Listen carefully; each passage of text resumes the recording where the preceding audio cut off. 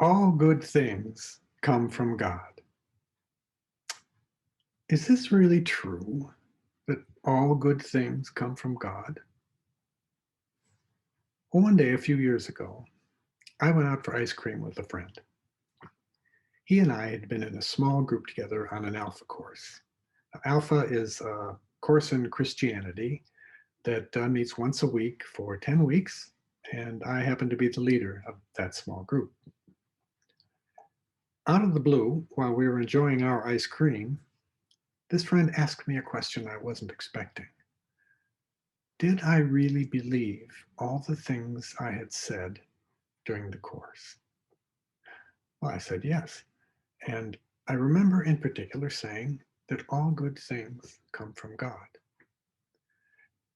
Now, he was very uncomfortable with that. He said, "It sounds like we don't do anything, or that we don't do anything. It's all God." Well, what is the place for ambition? He asked, if it all comes from God. Where is there room for us getting credit for our efforts and feeling good about ourselves and our accomplishments? Well, we spoke for quite a while, but I think he was still uncomfortable with the idea when we finished our ice cream. So, where does this idea come from?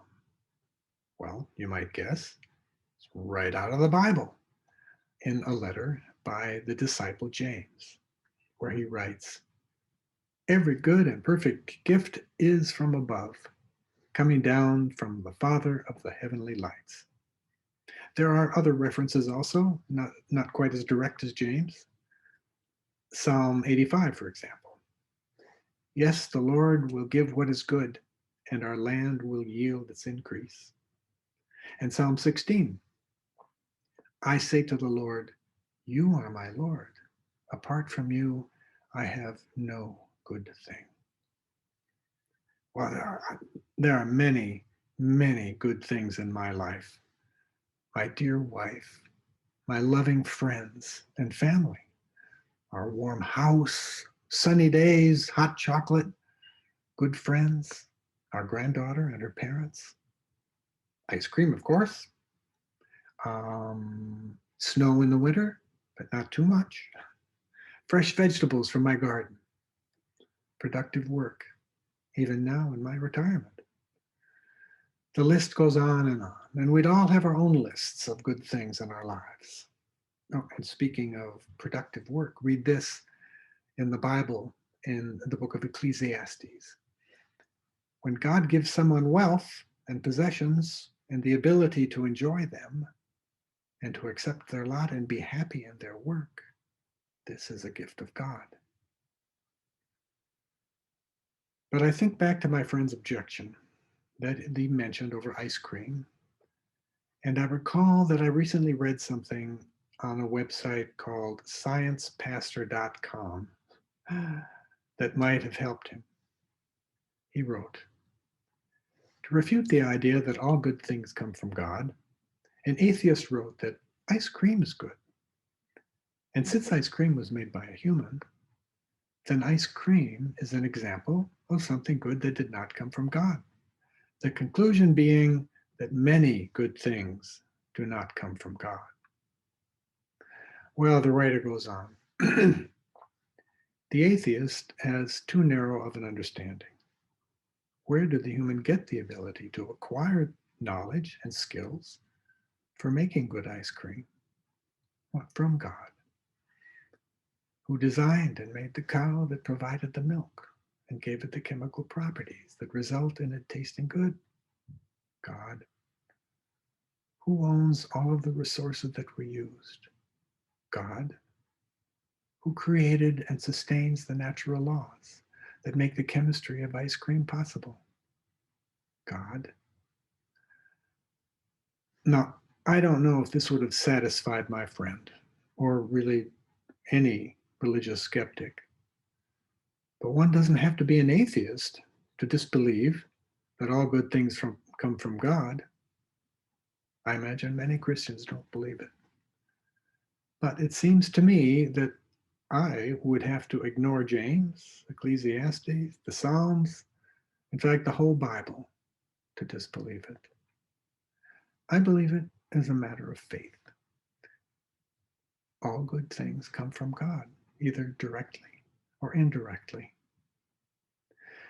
But I have to say that the gifts are often so marvelous that I sometimes wonder if I value the gifts more than the giver. You might ask, well, why does it matter? And which one is more important? The gifts themselves or the one who bestows them? Now you may be thinking, the one who bestows the gifts must be the answer he's looking for. And yes, it's my answer. But still, I think it's an important question. Here's an illustration. Years ago, my wife and I were part of what was called a service team on a 3-day Christian retreat called Cursillo. One of our jobs was serving food in the cafeteria for the people on the retreat. Those of us on the service team didn't expect to be noticed or even thanked by the diners, which was a good thing because we were standing at a large opening in the kitchen wall, and there was a barrier drawn down between us and the diners that hid all but our hands and arms. Well, at the start of the retreat, the people going through the food line initially saw only the food. They ignored us.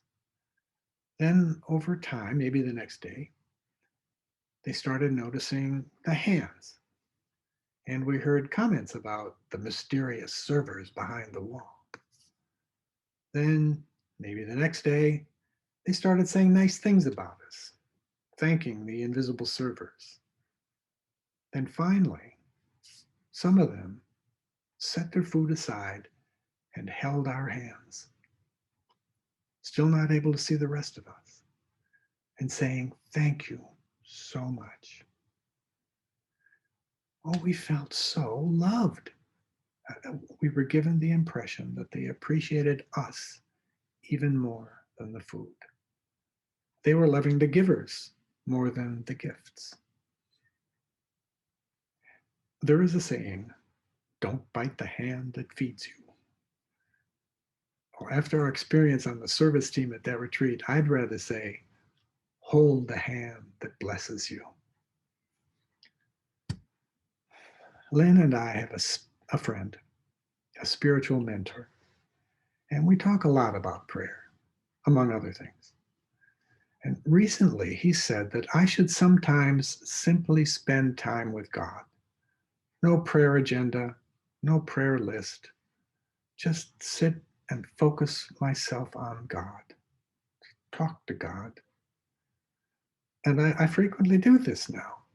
I just sit and ponder him, tell him what's on my mind, pause to see if he has some message for me. Sometimes he does. Of course, often my mind wanders when I do this. I figure that's okay. I just go back to him, and he seems happy to have me back. Often, when praying like this, the good things in my life come to mind. I recognize they come from God, and this increases my appreciation and love for God, and gives me a deeper sense of his presence and his love for me and for all his creation. So I recommend that we always appreciate the good things in our lives and try to always appreciate even more the giver of those gifts, our wonderful, amazing, loving God.